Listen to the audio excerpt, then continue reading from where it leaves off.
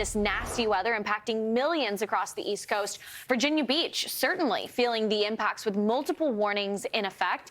That's where we find Fox Weather Correspondent Brandy Campbell, who is joining us right now. Brandy, how is it looking out there today? I mean, clearly you can see your hood blowing, so wind is definitely a big component to this. It is. If you walk outside, I think that's definitely going to be the first thing you'll notice, wind being one of the more noticeable features of this nor'easter here along the beach. As you take a look behind me, you can probably also see the wind is carrying some of the sand along the beach, but you can also see the effects onto the water, those large waves.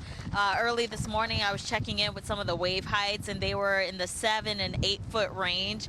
And I assume that'll probably continue to grow as we get, throughout the morning hours. But we are still under a high surf advisory in this area. So that's one thing we'll keep an eye on. But more notably, I want to talk about some of the water conditions. So that's going to be the coastal flood warning that we're under until Monday morning. So later in the evening or this afternoon, we're going to get away from the beach and likely go inland towards some of those rivers that are forecast to go into major flood stage. The closest one to us, that being the Lynnhaven River near the Lynnhaven Inlet, that is expected to go into major flood stage at around 2 o'clock. So that's about an hour and a half lagging behind the first high tide of this day. And at major flood stage, the local National Weather Service office, they suggest that we could see maybe 2 to 3 feet of water flooding above ground. And that could, of course, impact roads, maybe even some buildings in this area. So that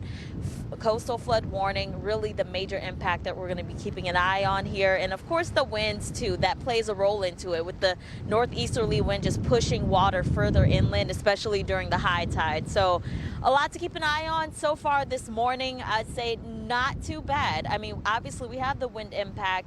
Rain hasn't been torrential for us, so that's good. We weren't expecting a ton of rain. We've had 3/4 of an inch so far, and we may get less than an inch going forward. So thankfully the rain is not too heavy, but as you can see, the wind is. I'm gonna do a quick reading right now as we're getting this gust of wind, and this is reading at about 24 miles per hour. And so far we've had about 20 mile per hour wind speeds. The highest gust nearby north of us was 43 miles per hour, and that was at Cape Henry just north of us. So things, they are starting to set in, guys. Overnight, my photographer and I, we stayed here on the beach, and I'll tell you one thing, I could hear the wind all night, and I could hear the ocean, those waves crashing, very loud out here. But again, the big story we're going to be keeping an eye on, that coastal flooding. Guys? Well, Brandy, we've also been talking to Katie Byrne, who's out along the Outer Banks, home sort of teetering on the edge. What's the scene over in Virginia Beach? Are there a couple properties that could be in danger where you've seen any preps, sandbags ongoing? That pier behind you, has there been any history of piers potentially snapping off when you have waves this big? Right. Well, as we can, let's take a look down the beach. As you can see, the pier, I mean, we haven't had any notice. We haven't gotten any.